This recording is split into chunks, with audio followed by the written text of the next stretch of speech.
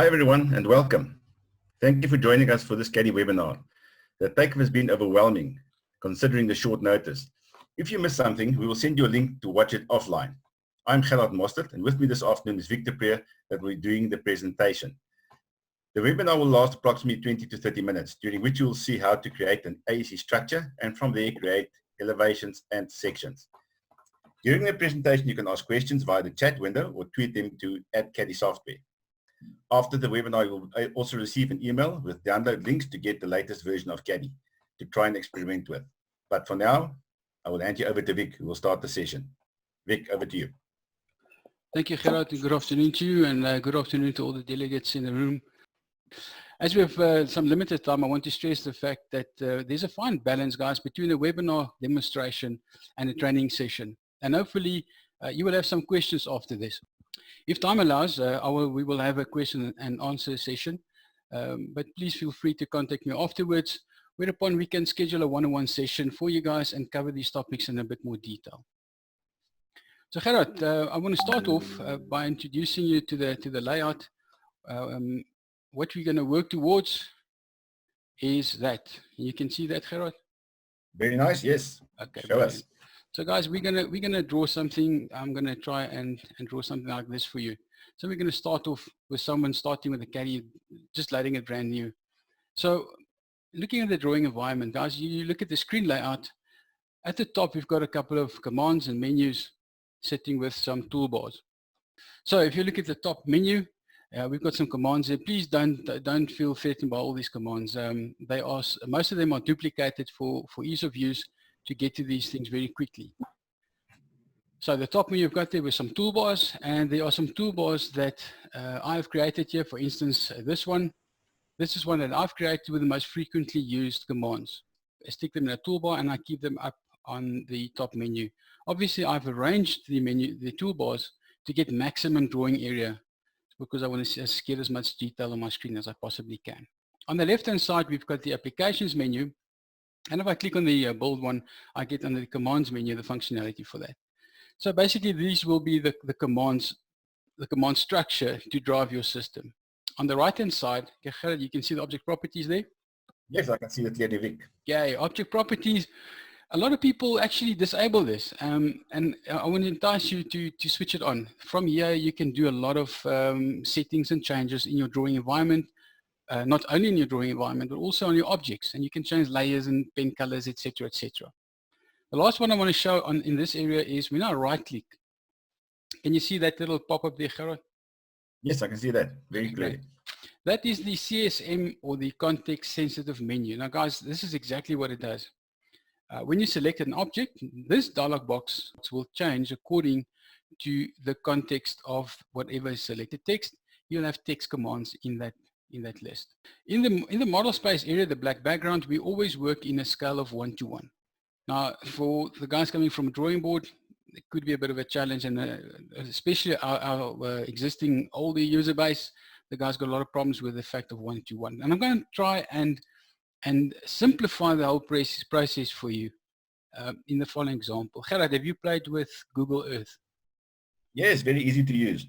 Okay, so hopefully it's not going to affect our transmission. There I've got an image of Google Earth. And when I start zooming into the Google Earth, can you see that, Gerard? Can you see it move? Yes, I can see that very clearly. Okay. The scale does not change. The scale remains exactly the same. Our Caddie office there remains the same size, irrespective whether I zoom on in this or not. So I'm going to get rid of this for the moment. So the model space works very in a similar fashion. I can zoom into the area, but I still work in the same scale. And the reason for that is I can place my drawing on my sheets, and I'm going to show you now, with what we call viewports. In the viewport, I will set up the scale. And I'll give you a quick example of that too. So talking about that, if you look at the bottom, Gerard, can you see the bottom tabs here that says model? Yes. Okay. Layout. Brilliant, that's it. So model is currently what we are. That's what's got focus, is my model space, and we're going to draw in here. If I click on A1 layout, you'll see already got a sheet, a title block. And if I zoom a little bit out, you'll see in the top right-hand section there. Can you see there, Gerard? Yeah, I can see the A1. You can see my cursor there. I can see that. Okay, brilliant. So there I've got an A1. If I click here on A4, zoom it out, I've got an A4. So you can set up different sheets or sheet sizes according to your requirements and your title blocks that you've got. And in these, in this title block I've got, if you see, can you see those little blocks I'm highlighting, Gerard? Yes, I can see those. What are those? Those are viewports. So if you're not sure, click on something, again, object properties, it tells me I've got a viewport. And the viewport just reference back onto the model space. But I'm going to show you in a moment how this works. Just I want to step back for 1 second. If you open up your Caddie and you do not have an A1 title block like I've got here, if you open it up and you don't have this, I'm using a template that I've set up with a couple of preset or predefined setups. If you want a copy of this, I'm going to follow up with an email. You can just reply on that and request, and I'll gladly send you this copy, and you can do exactly the same. So let's just bounce back into the model space. Right, you can see, Gerard, you still with me there? Yes, I'm still here. I can see. Okay, so let's start and draw something. Now, in the model space, there's no spatial reference, okay? So if I draw something, let's say, double line like that. Gerard, would you be able to tell me what's the width of this rectangle? No, unless I maybe measure it or something. Okay, I that have drawn it can't even tell you that. So if I go measure this, so what I'm trying to say is, I don't know whether this is a double wall or double road, whether it's 220 wide or 6 meter wide, I don't know. So let's go measure, as you rightfully said, and there you can see it's 3.7, but there's no spatial reference to this. Now, Caddie has got a brilliant way of getting around this. And if I go back into the model tab, Gerard, can you see my cursor at the bottom? Either the bottom left, yes. Okay, if I right click there and I say model space, workspace setup, I get a dialog box and I can set up a few things. I'm just going to concentrate on three settings here. First being, I want to show a border. I'm going to switch that on, and you can select the size of the border that you want to see. So for the mechanical guys, A4, A3 might be the way to go. For the architects and the land surveyors, I see Gerard and them in here, Gerard Swart, they'll probably go for a bigger size. So I'm going to go for an A1, and the scale, and this is important, the scale I want to use, this is not the drawing scale, but my viewing scale. This is important. You can change that. So yeah, I'm going to select 1 in 100, and my base units are millimeters. If I click OK on that and I zoom it a little bit out, you'll see a rectangle representing an A1 sheet at the scale of 1 in 100.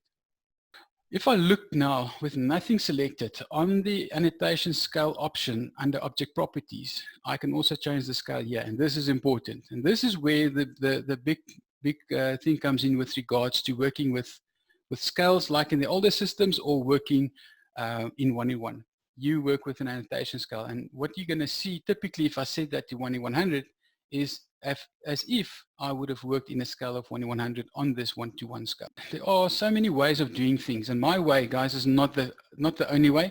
So I'm going to start with construction lines. From my toolbar, I grab them, the command there, but again, as you can see, I can get them from geometry and construction lines X and Y.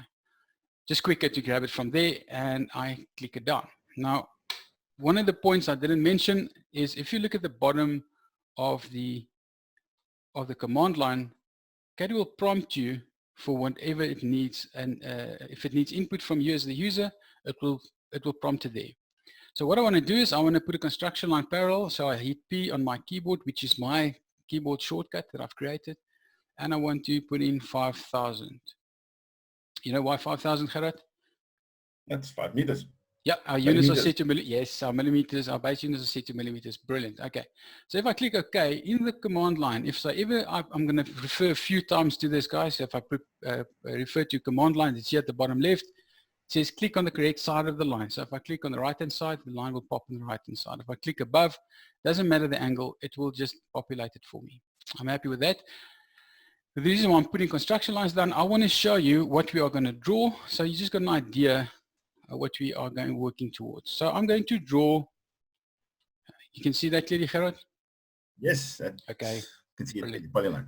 Okay, so there's a polyline that I've drawn with 5 meter intervals, and I use construction lines. Now, you don't have to use that. I'm going to give you another example. I'm going to hit polyline. I'm going to start from that point there and look at the command line at the bottom. It says indicate the next point. So I'm going to type 5,000. You'll notice here I've typed in 5,000. Yeah, Gerard, you can see that? I can see that. You're highlighting that. That's it. So what you're not going to see is me hitting the up arrow on my keyboard. So I'm hitting the up arrow, 1, 2, 3, go, boom, and there we go. So typing 5,000, look in the bottom, command line 5,000, I'm hitting the right arrow, 1, 2, 3, go. And you can continue with that. 5,000 up, 5,000 right. So it's 5 meters down, 5 meters right, 5 meters down. And if you look at command line again, C for close, I hit C, it's closed. So there I've done exactly the same profile with no construction lines. Now to put those walls down, I can go to build, wall. I've got from my wall styles. I've got a few wall styles in my template. So if you load my template, you have the same. And I know one of the technical guys on here. I know he's cringing because they always get the template with stuff in there that I created and they don't have it, and then there's confusion. So I will send it to you to show. So there's the new wall, and the height is 2720. The width is 220, and I click OK. In the bottom, it says indicate the start of the wall. I hit endpoint, and I continue. Let's just go a bit closer. Can you see clearly there? Yep. See it. Focus on there and go. Thanks. If I'm too far, I just shut, so I can just bring it closer. And I can continue drawing that. So that is nice. That's one way of doing it. I'm going to show you a quicker way. I told you I'm a lazy person. I click on the polyline. Again, I mentioned earlier, the object properties window gives you a lot of information. Gerard, if you look to the right here, that shows me that's 100 square meters without doing anything, just by selecting it. Okay. So if I select it, right click, I want to convert this to a wall with the same parameters, click OK, and how quick do you want it? Oh, very nice, very quick. So let's delete this for the moment. Okay. I just want to show you something. I know Gerard and them, Gerard Swart there, please don't crucify me now for what I'm going to do here. I'm going to draw a little site plan just out of my head.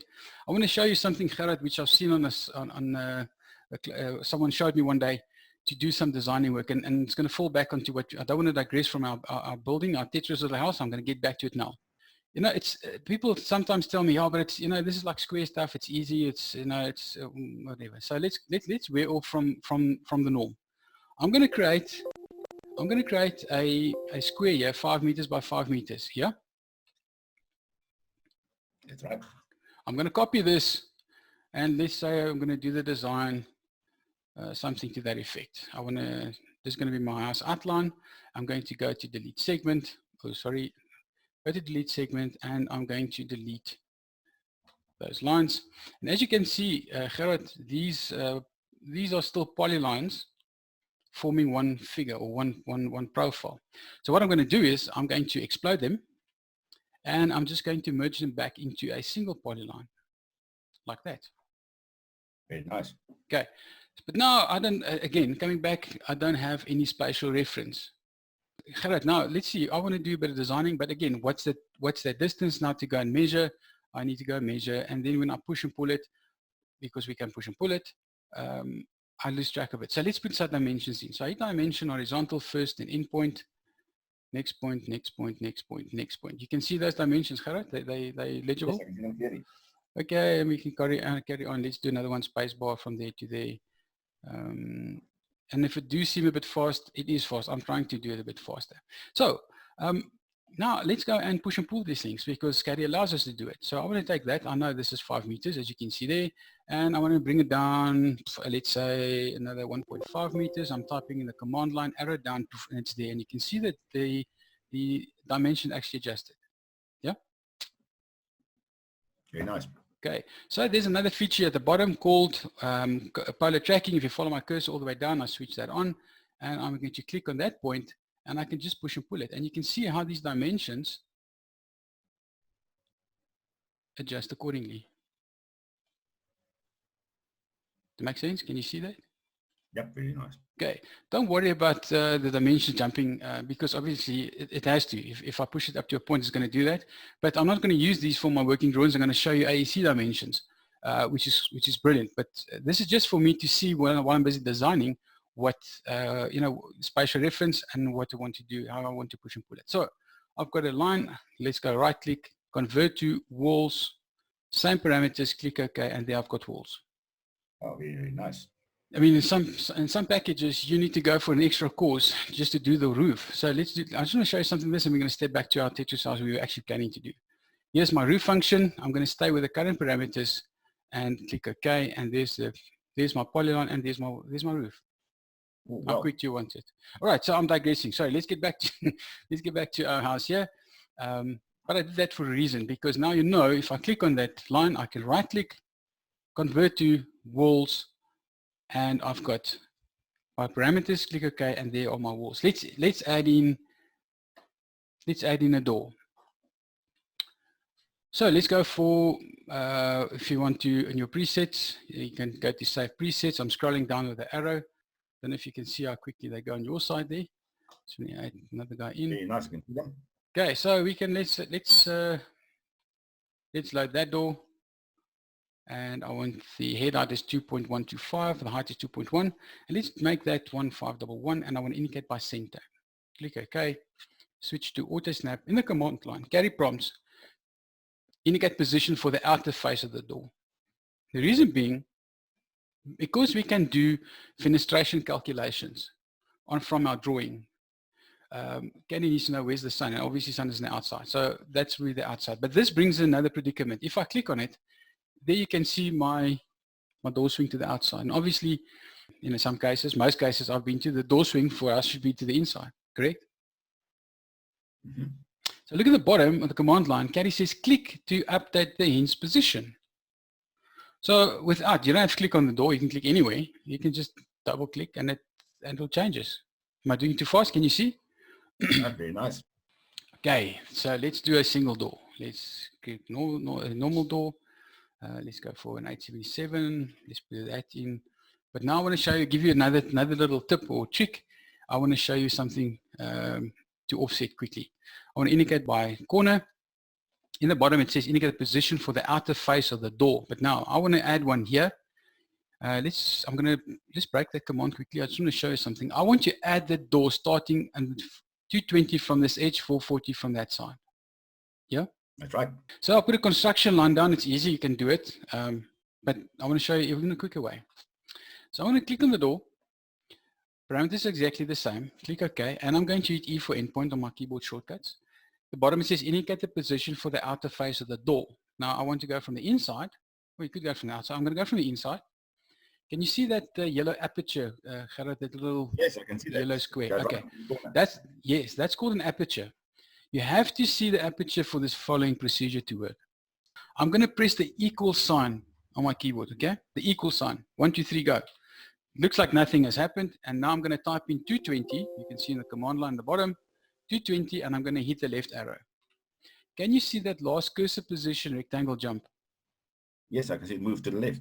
It moved from that position. I indicated automatically to that side, and I indicate the direction of the door, and there we go. And here's the brilliant part. Again, same as the other door. Click the hinge, click to update the hinge position. So I just click, click, click, click. Right. Make sense? Yep. Okay, so I go, I'm happy with that. I'm not going to press escape, just option end, and I can press E for another one. What Caddie is prompting here is it says it's unable to uniquely identify the wall from the selected point. The reason being, see where I've selected? It's right in the corner, yeah. So there are 2 walls. So I click on OK, and I'm just going to go into this wall here, that direction, and there's my door. I want to move it. I want to move it, let's say after the insertion point, I need to change the swing. You can see these yellow arrows. Gerard, let's get closer. I can see it. There we go. So if I click that arrow, I can just swing it. Doesn't matter which direction you want to. It's very simple, very easy to do. Also, if you look at the blue grip point, I can click on the grip point and visibly just move the object, in this case the door. But I can also, after clicking and it's got it as a ghost image on my cursor, I can type 500 millimeters, look in the bottom of the command line, left arrow, and it will move it to 500 millimeters. There's a couple of ways. You can also right click, move along, and I want to move from that point there to that point there, but pressing equal sign 220 to the right, and there it is, exactly 220 from the right. Now, let's, what else? Let's put in a roof. Let's put on a roof. You know already what I'm going to do. Hit the roof, and again, if you're not sure about the base height, Gerard, you can hit the calculate option here. And by replacing the values on these points, it will do the calculation for you. And all you do is hit OK, boom, and you'll see there it is. So I'm going to stick with what we've got. I'm going to go with polyline, click OK, and I indicate that position. And there's our roof. Voila. Easy. Now, let's put in a dimension. I mentioned earlier, I used the normal conventional, if I can put it that way, conventional dimensions. But I want to show you the AEC dimensions. And this is quite interesting. You can do it either from here, so I can drive it as an annotation, or you can select an object and from the context sensitive menu, add the dimension group. Very nice. So click on that, and I'm going to zoom closer. Can you see the dimensions, Gerard? Yes, I can see that. Drag Okay. it with me, yeah. Look at the command line as well. There's option for S to press S for change the style. So in my template, I've got a few styles. So if I click on S, I'm going to go for 3 chain and place them down. I want to add the other ones. So let's click on the dimension, AEC dimension, add objects. Click on the next one, click on the next one, and there are my dimensions. That's very, very smart. One thing that we didn't put in here, Gerard, was any windows. So let's go for windows. And I just noticed it now. So let's go for specific window.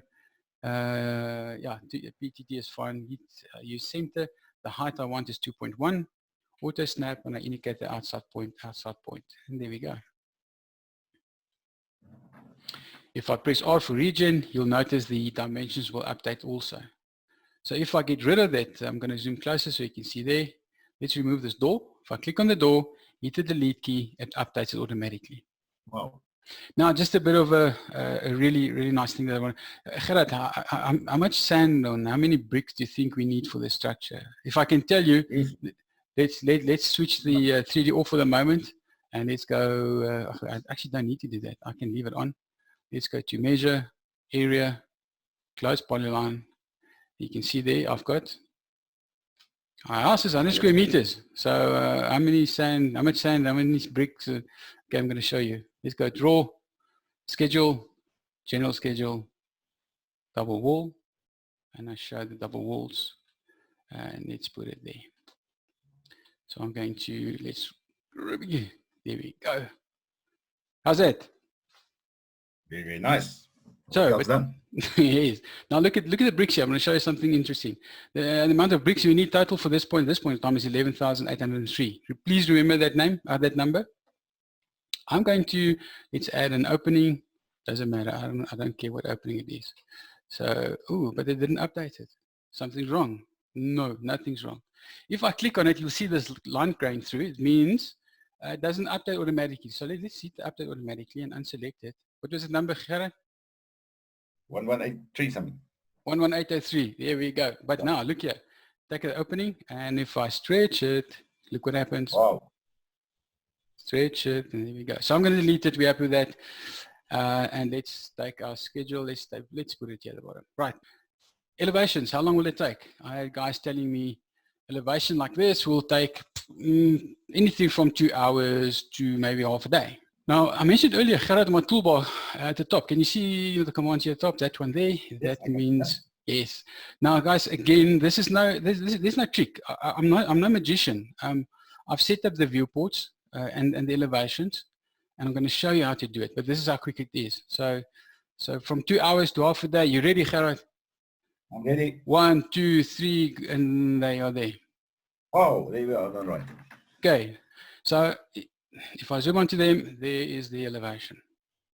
Oh, very nice. Now, the reason I've placed them there is, if you remember earlier with the introduction, with my sheet, I've got them already set up on my sheet. So when I hit now the F7, which is shortcut for printing, which is a standard keyboard shortcut, you will have a 2 F7, press preview, that's where our drawing is. Hey, fantastic. If I hit print now, it will create a PDF file which I can then mail to my client, etc., etc. There's some other nice features we can do from here. For instance, I can burn this drawing that it looks like an artistic drawing, which I can send to a client for approval, but he cannot use it for submission. You know, if there's some fancy tricks like that, we can do some other webinars on that. It depends on what the users reply back after this session. So if I go back to my model space, my question normally is, to the guys at this point in time is, how long will it take you to create a 3D for a client to see? I'm going to orbit. I'm going to right click, 3D views, constrained orbit, and I'm going to orbit my drawing.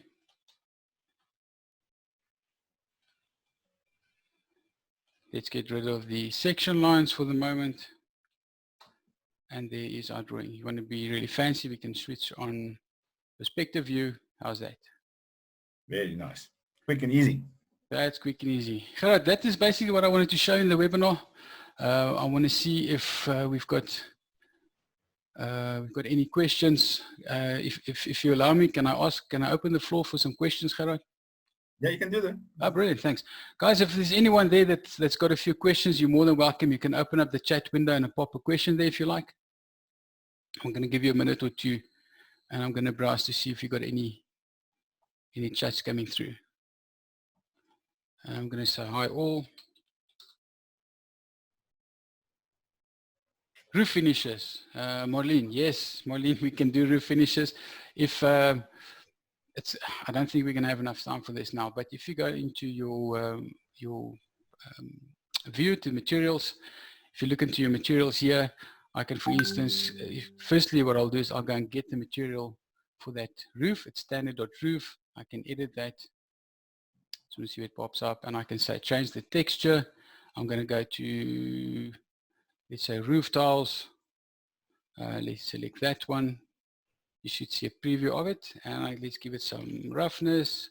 Let's make it nice and dark, modify, click OK, and if I regen, we should see some roof tiles. Marlene, is that happy for you? I don't know, I'm going to try and hit this very quickly. To do, not render, sorry, give me a second. Let's do a section. I want to do a vertical section from there to there, and let's stick it down there. There's our section. Who was that? Oh no, it doesn't have foundations, because one of the brilliant things about Caddie is I can mix 2- and 3-dimensional entities together. So here I can do that. And I think what we should do, Gerard, maybe reschedule and take something from here, or maybe just a question and answer session where we do ad hoc answer, because there's a lot of stuff. As you can see, there's a lot of questions coming through there. So what I suggest we do is I'm going to cut the meeting at this point in time. I want to thank you first, Gerard, for your time, and everyone else that has joined us. I will follow up, as I said, with an email with the link of this video. And please send me your feedback, and we will schedule another seminar for you guys based on your questions. Thank you so much, and have a good day.